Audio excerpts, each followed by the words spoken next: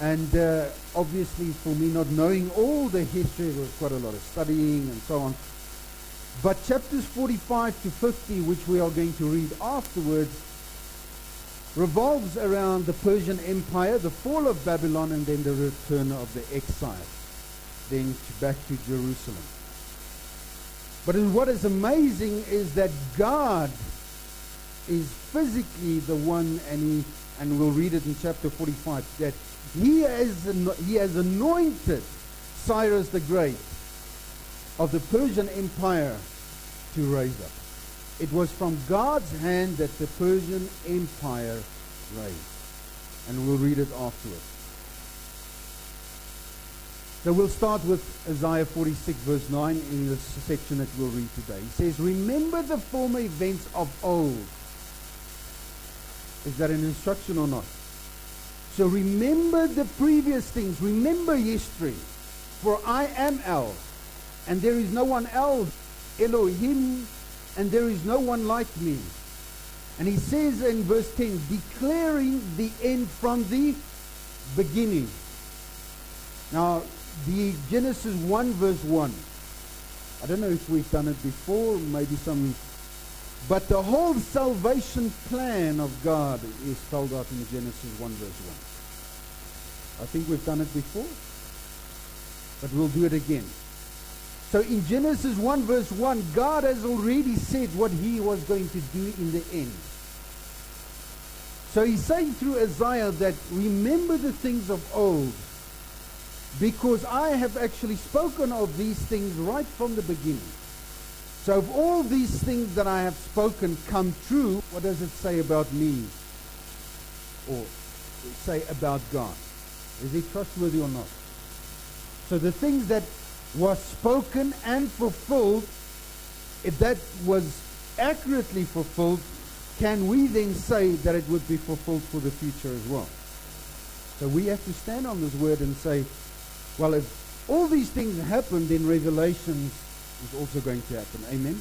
And a lot of other things in Isaiah is going to happen. And from all which has not yet been done. Wow. So Isaiah says that God has spoken through His prophets about things that has not even happened in the history of man yet. My counsel does stand, and all my delight I do.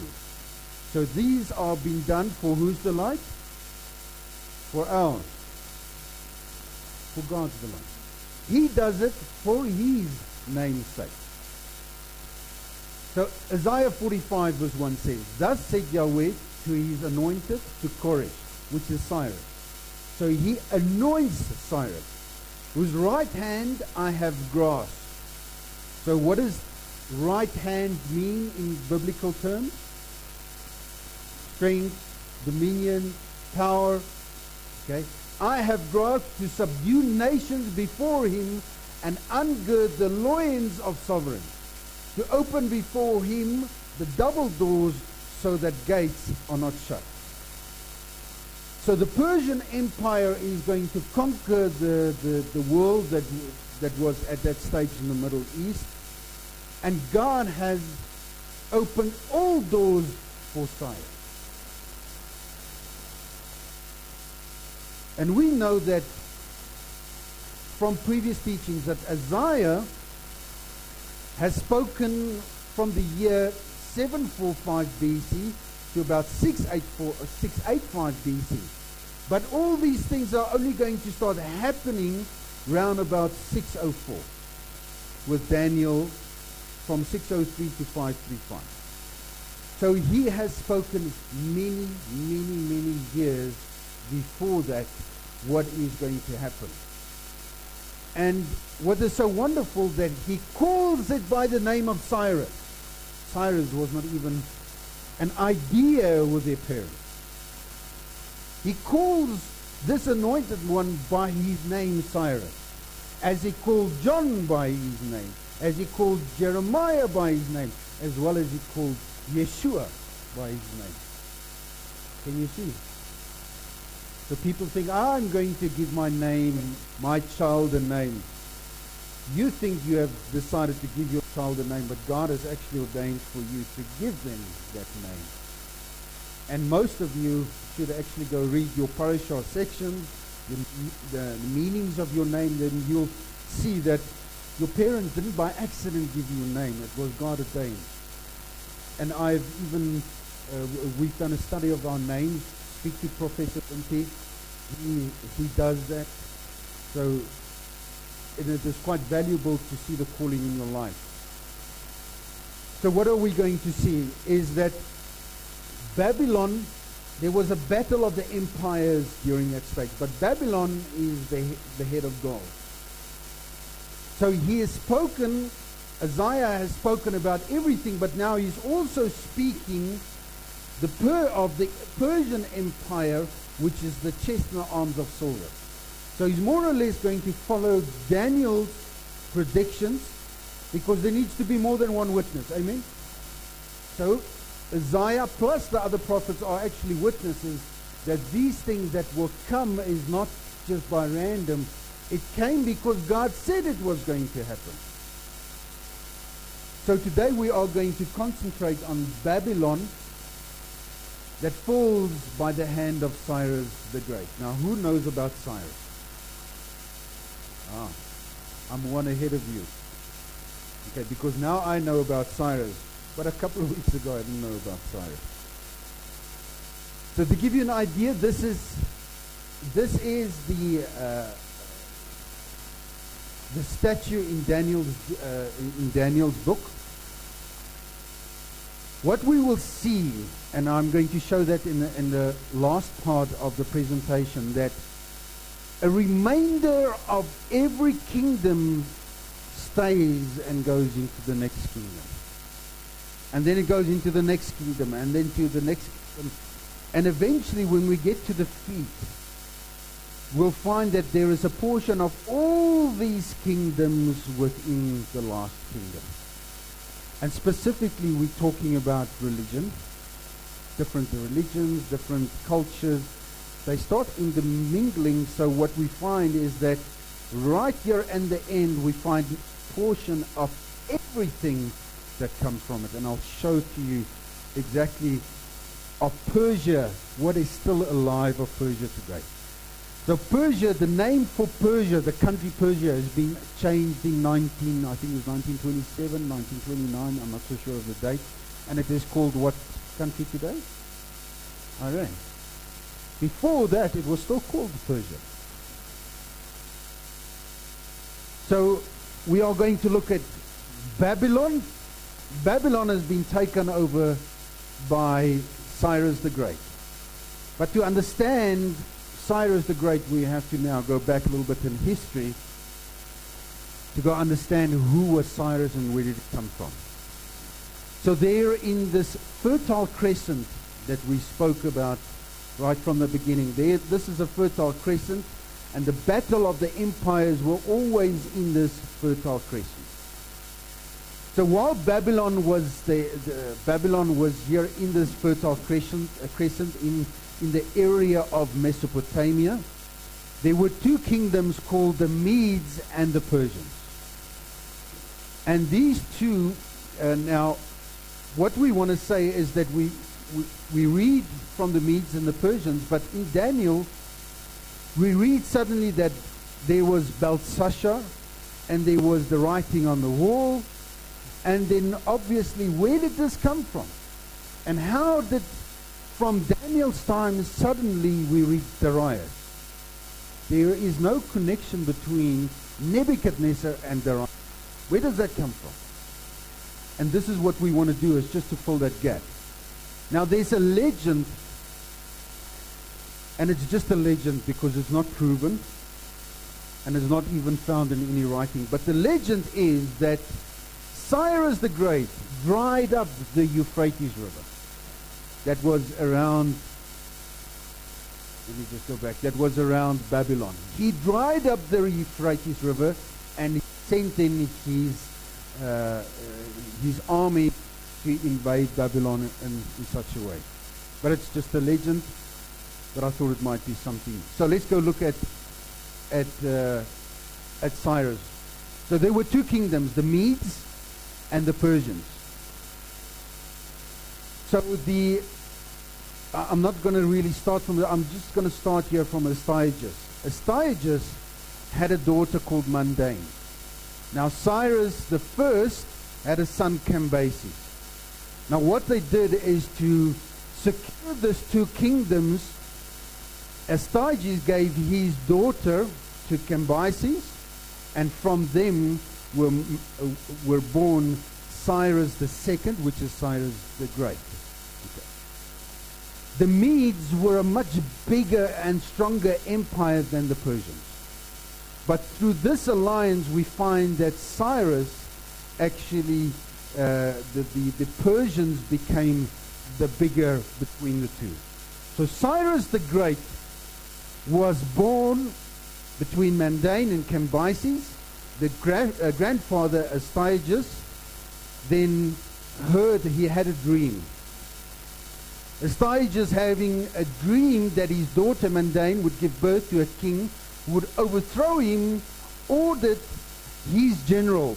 Now his general was in the royal line of the Medes and I think of the Medes, and he ordered Harpagus to expose the child at birth, to basically kill him. So the grandfather heard that this baby that is going to be born is going to be so great that he is going to overthrow his own grandfather. Now Harpagus, reluctantly to spill his own royal blood, gave the child, which is now Cyrus, to a shepherd named Mithridates, I don't know if I pronounced it wrong, who raised him as his own son. Now the legend go around this is that they had a stillborn baby, and they swapped Cyrus for the stillborn baby. So the king Astyages, he was happy. But 10 years later, all the what happened is that all the great young people that wanted to fight in the army, they always land up somewhere in the courts of the king fighting. And the king Astyages saw this young man. But he saw himself in this young man. And he said, how is it possible that he's got all the traits of me in him? And he started investigating, and he realized that this was Cyrus. He was never killed. So 10 years later, when Cyrus was then discovered, Astyages cruelly punished Harpagus by killing Harpagus' only son and feeding him to the courtier during a banquet. This is history. Feeding, well, I'm going to punish you. I'm going to kill your child, and I'm going to cut him up in pieces, and I'm going to feed him, and you have to eat him. Why is that important? Because we think in the end time of Revelation, people are going to be cruel.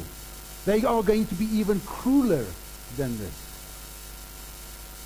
In a lot of the invasions during all these empires, it's written by Josephus that a mother, and I think I told you, the mother and the 7 sons. Mother and the 7 sons. They said, deny your God of Israel, then we will spare your life and the life of your son. And she said, well, we can't do it.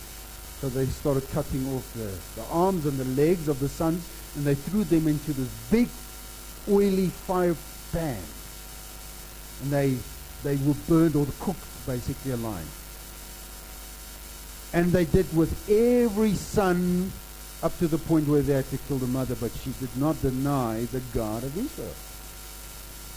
This has happened. So we think in the dark times that has been already and that is coming, do you think people are going to be cruel? So all I can say is that we are taught that our foundations and what we believe needs to be so strong, otherwise we will let it go for this, like this. And that's why I always say that I am a guy with a torch. I can only show you a couple of things. But don't take my torch. Get your own torch. Look at the things that I've shown you. Make it your own. Because otherwise you will always believe in things that I have told you. you need to believe in things that you have discovered for yourself. Because there's going to be a time when you are going to be tested, and then you give an account for what you believe. So Harpagus bided his time. He didn't get outraged or anything, but he said, I will get you back. So he bided his time, sending gifts to Cyrus. So he became a very good friend to Cyrus, to keep contact with him as he worked to turn the nobles and the media against the Astyages. So he was working underlying, turning the whole empire against Astyages. And then in the belly of a hare, of a rabbit, he sent a message to Cyrus and said that if he decides to go against his grandfather, that the kingdom will immediately revolt and be behind Cyrus. So guess what happened? Cyrus did it. He killed his own grandfather. Okay, so the prophecy was fulfilled. So Daniel 5:31 says that Darius the Mede received the kingdom at about the age of 62. So there was Nebuchadnezzar, and then we read Darius. But who was this Darius?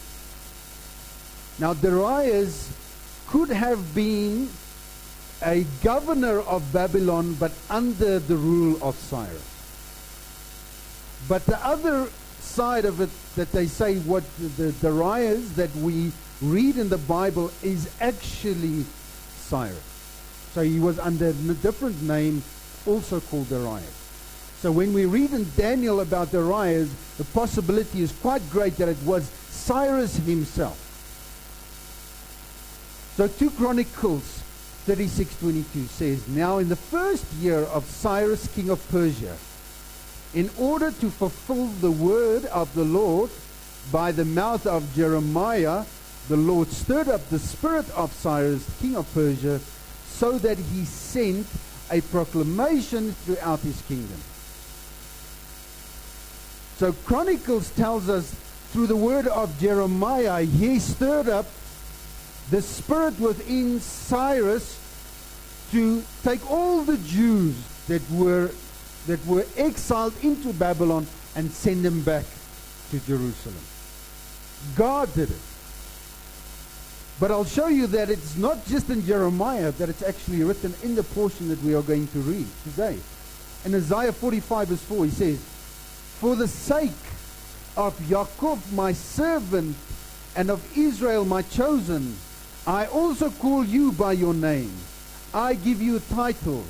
Through you have not, though you have not known me. Okay, so basically what I want to say here is that there's not that Darius or Cyrus knew God and he was a person that followed. In actual fact, he had nothing to do with God. But he said that I am using you for the sake of my servant, even if you have not known me. So God rules the nation. Do you think God can use the South African government, even if they don't believe in it? Of course. So I think what we need to do is, the word says, be silent. Yes, still extra feel. Be silent, because I am God. I am in control of everything.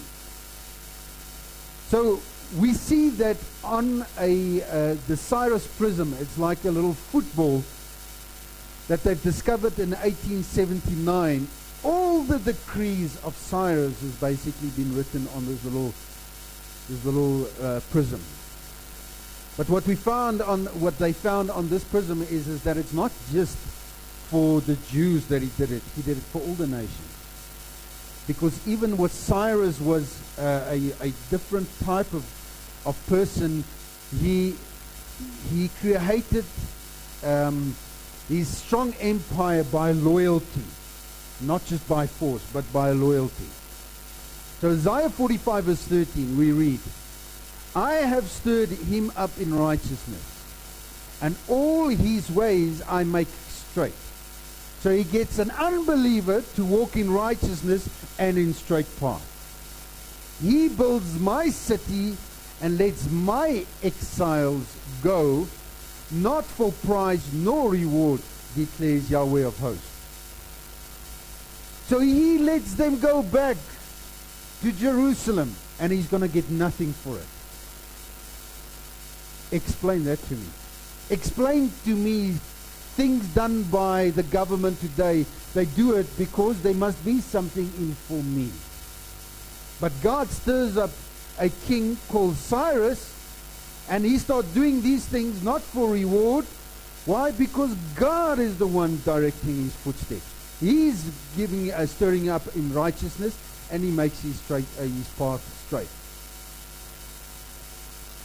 So take cognizance that where we are in our lives doesn't matter, because God will stir up whoever he needs to so that he can think of his people.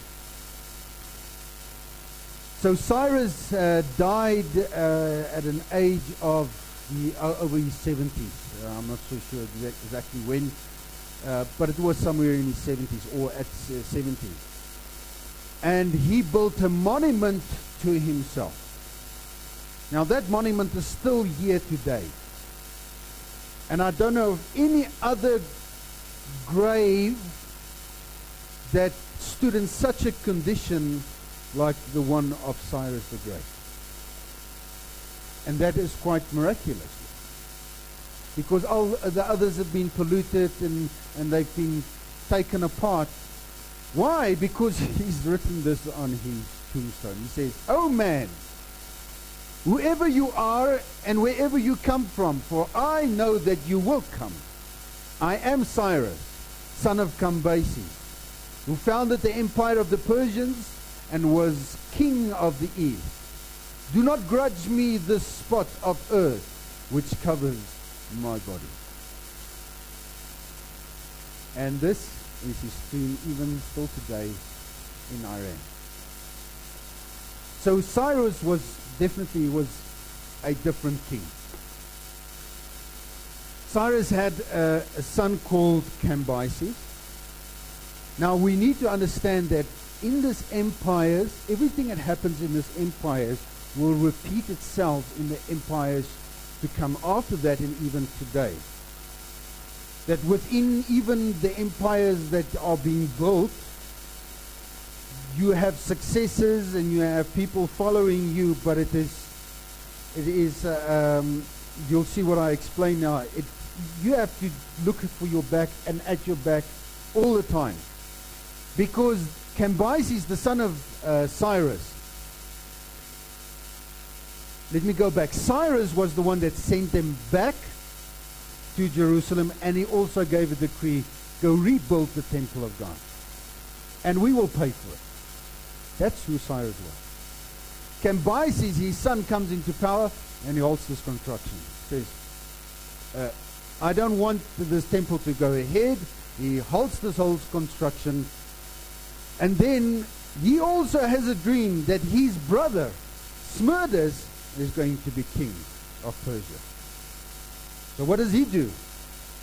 He kills his brother, Smerdis. And we can even see in the kingdoms after that, even into the Roman Empire, you have to watch your back because you get stabbed in the back. So this worldly government is a government that you are only you're only on the top as long as you are alive, but you will be killed for your position. So to be in this worldly system, it's a time that you're going to be there, but there's always a downslope, and it's just your time when you are going to go. So he murdered his own brother Smerdis, and then he goes and he says, well, I want to go invade Egypt. So he invades Egypt, and he established himself as the beginning of the 27th dynasty in Egypt. So there's not an Egyptian on the throne of Egypt, it's a Persian on the throne of Egypt. He declares himself the Pharaoh. And out of his line comes, who's the famous lady from Egypt? Sorry? Cleopatra. Comes from this. Cleopatra was not an Egyptian. She was from the bloodline of the Persians. So attempted invasion. So he attempted an invasion of Carthage as well, and he just suffered. And I'm not going to explain that. It's quite a. It's quite unique, because the Persians actually started fighting against the Greeks. And when we get to the Greek Empire, I'll explain that. But the Greeks were a different type of nation, because they never forgot what Cambyses did. The Greeks fought among themselves a lot, and they were the scattered empire. But the day that they united, they said, we are going to take out the Persian Empire. So God has already used the Greek Empire, or the Greek little empires, to start stirring them up to take out the Persian Empire altogether. So this is the tomb of Cambyses today. So you can see how that has been taken apart. Cyrus I is still standing. Now he's been Pharaoh in Egypt. So who's in Persia? Who's ruling in Persia? There was a guy, his name was Smerdis, but Smerdis died. But no, he didn't tell anybody that he killed Smerdis. So suddenly there came an imposter, and he jumped onto the throne in Persia. He says, I'm Smerdis. Now there wasn't YouTube or Facebook or photographs. Oh, here comes Smerdis. So Cambyses, he hears this imposter is now on the Persian Empire. He declared himself king, so he gets onto his horse and his caravan, and he's on his way back to the Persian Empire, because he's going to take out the so-called brother of his now. But somehow, somehow, I don't know how, but think to yourself, somewhere the legend is that he by accidentally died by his own sword. So by accident, he died on his way to take out Smerdis. So now suddenly we've got this imposter on the Persian Empire. Now God established this Persian Empire. Now that you've got this imposter. So what we find now in the Persian and the other Persians bloodline, you get another Darius, Histaspes. I don't know if I pronounce it. So he's also still in the bloodline of Persian, and he says, well, I'm a blood relative in the Persians, and this other Smerdis that claimed himself king says he cannot do that. So this Darius takes out this, he kills the Smerdis, and he then takes over the throne of the Persians eventually. So we need to understand that. Can you see the days of our lives in this? Can you see it? Everything that's happening today, if you think there is a big company, who has been in a company that there is no politics? Days of our life? This is a spirit that is still alive from old in this. And that spirit even works in the church. It works in any place, because this is just the spirit that backstabbing, days of our life. And that's why this is how the enemy works. And that's why we have to be very vigilant not to give place to the enemy to break up an empire, because he managed to break up the Persian Empire. So then Darius the Great, he is the one then that captures Babylon. He reorganizes the government after it's been fell apart. And I'm going through over a lot because there's a lot of history still in between. But then we read in Ezra 5 that there was going to be a rebuild of the temple, but it was halted. And they said, the Jews, they want to create a revolt again. And they went back to Darius and they said, no, but your great-grandfather, he actually wrote. Cyrus, he wrote a decree that they will pay for it and they can restore the temple. So everything that you read in Ezra 5 then happens in this time of Darius. So he looks through this little prism. He finds that it is written, and then obviously he gives them money, and Nehemiah also then during that time is part of the rebuilding of Jerusalem and so on. Darius, he goes and he builds also fancy places like Susa and Persepolis, which was one of the big wonders also of the Persian Empire. Big, great, fantastic architecture. Some of that architecture is even standing today. So it was not just an empire. But remember with Daniel it says this empire will be great, but not as great as the Babylonian Empire. There will never be another empire as great as this empire, or as the Babylonian Empire. And the one after will not be as great as this one. Eventually we get to the 10 kingdoms now at the feet, and they're not even as close as the empire of Babylon. But everything, there's a remainder of everything still in that empire. So this is still some of the photos that you can find in Iran today. Some magnificent sculptures being made of the Persian Empire, even of the gods. So you can see it was a great, wealthy, well-structured, well-government, well-organized skill set within the Persian Empire. Now, where did the skill set come from? From the nations that was exiled. Okay, because not all Jews decided they want to go back to Jerusalem. Some said, we had a good life here, so let's stay. So there was basically 3 different types, or 3 exiles from Jerusalem over time. But the first people that were taken out of Jerusalem was Daniel, his friends. It was the big, the wealthy, the smart ones. They were taken, and they were part of building these empires. So you'll probably find there was a Jew somewhere doing this.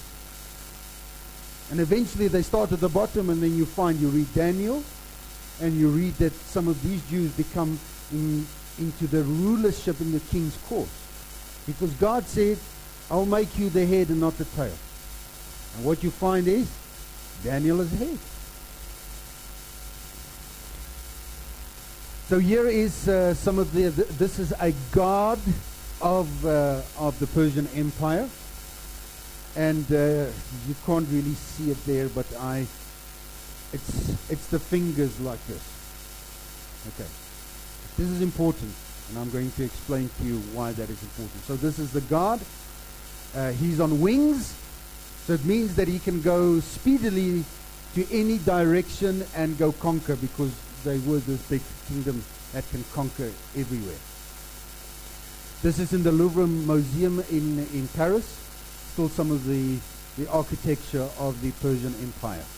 Okay. So this was the empire of Darius. So you can see that it's conquered into India. It's conquered most of the Middle East, all of Israel, basically all of Israel. You can see there's no use in taking a lot of desert. But what happened is that when Cambyses fought against Carthage, he sent all his troops through the desert, and they just disappeared. So their bones and their things are still somewhere stuck in the desert. And he started taking some of the fertile places in Egypt. So this was the empire of Darius. But there was a thorn in the side of this Persian empire. And the reason I want to name it, because then you'll understand some of the New Testament. They were called okay, I'm going to read. These are stayed neither by snow, nor rain, nor heat, nor darkness, from accomplishing their appointed courses with all speed. And it's written in a book called the Herodotus, 896. Darius was the one that started mail.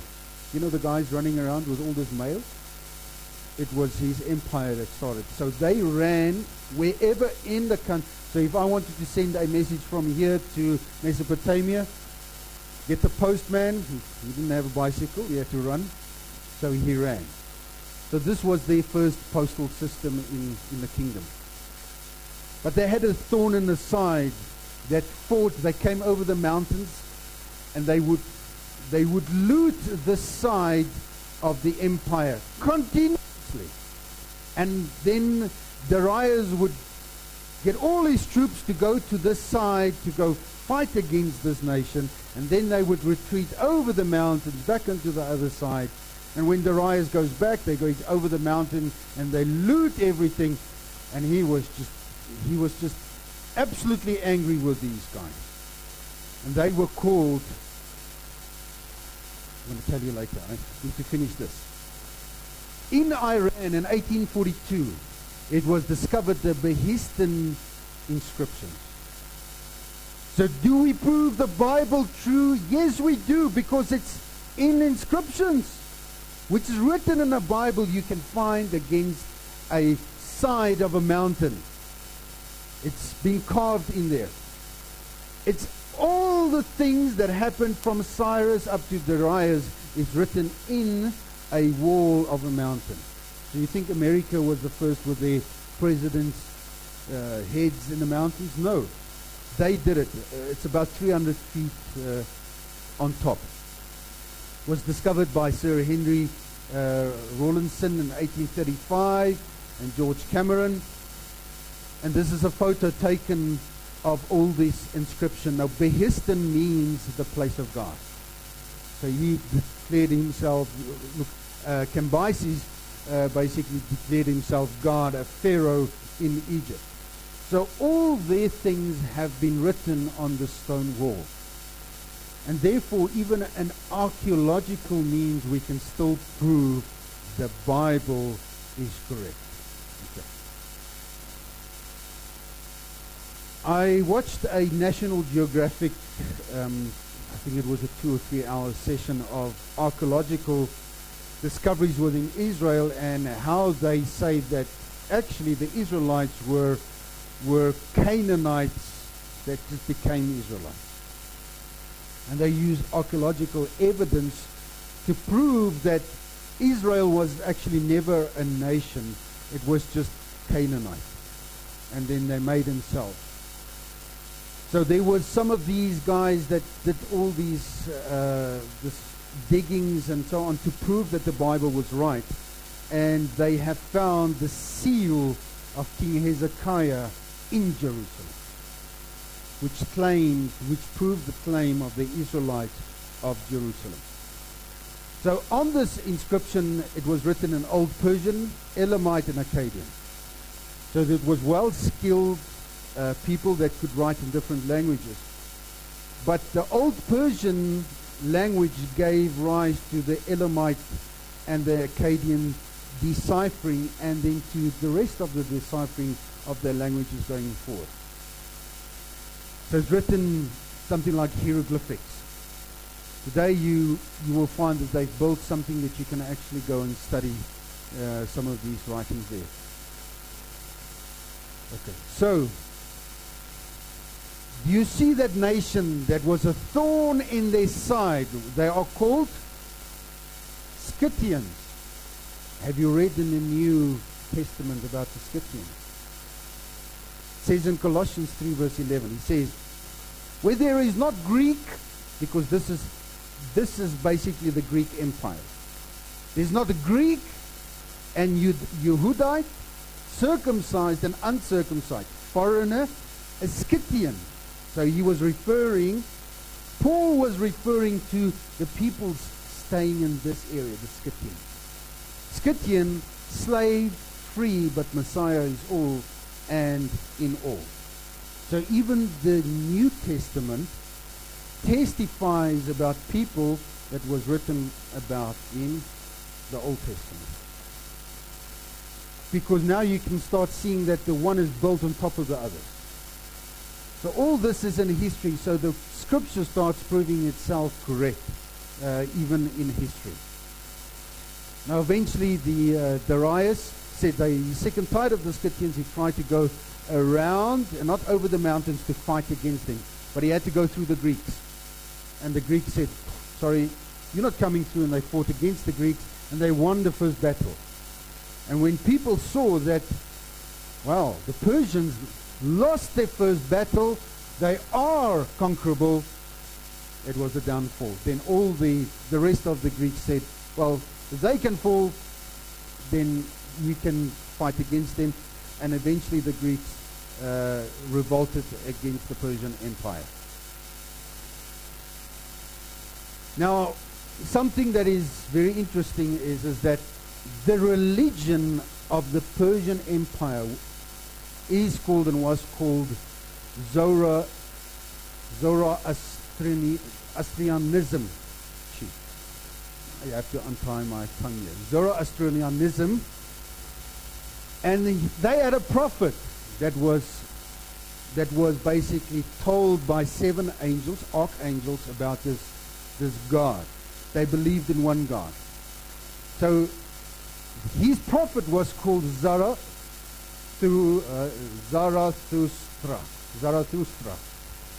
Born somewhere between 2000 BC to 600 BC during the Bronze Age. Born in northeastern ancient Iran. He was a family of priests, was married to 6 children, and when he was 30 years old, he received this vision. 30 years old. I know another person at 30 years old. His life started and his ministry started at 30 years old. What was his name? Yeshua. Okay, remember this now. Was 42 when he came before the court of King Vashtaspa of Bactria and accepted the religion, and it spread in the whole of the Persian Empire, and he died in his late 70s. So this is more or less a picture of him. Can you start recognizing a couple of things here? Can you recognize something? Okay, let me be more clear. Okay, so this was 1,000 years. This religion was 1,000 years active, and today there's about 200,000 members left of this Persian Empire religion.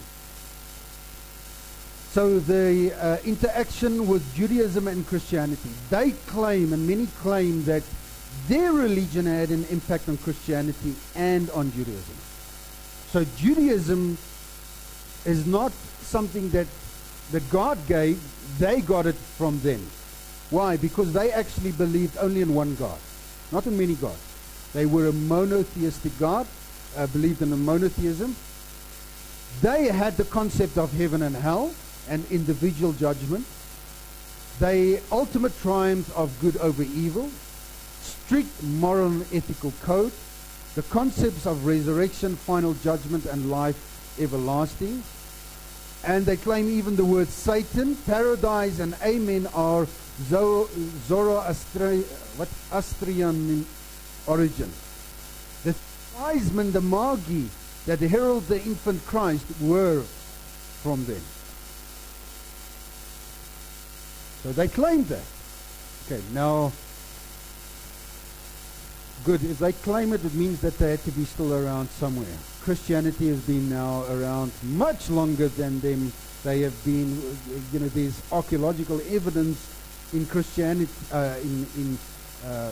let's say in Judaism, Christianity, that it is real, and it predates this. But this, remember I said that all of this, there's a concept that stays in the kingdom and goes into the next. So in Christianity, and that's why the Jews have a problem with Christianity, because many of it is paganism. And today we can see that this Christ that is being put onto walls and pictures, it is absolute paganism, because this is very far away from the Christ that we know, the real Messiah, Yeshua. So you'll notice in that little blue block that I showed you, the gestures of the hand signs. Okay. Now some of this Persian religion is now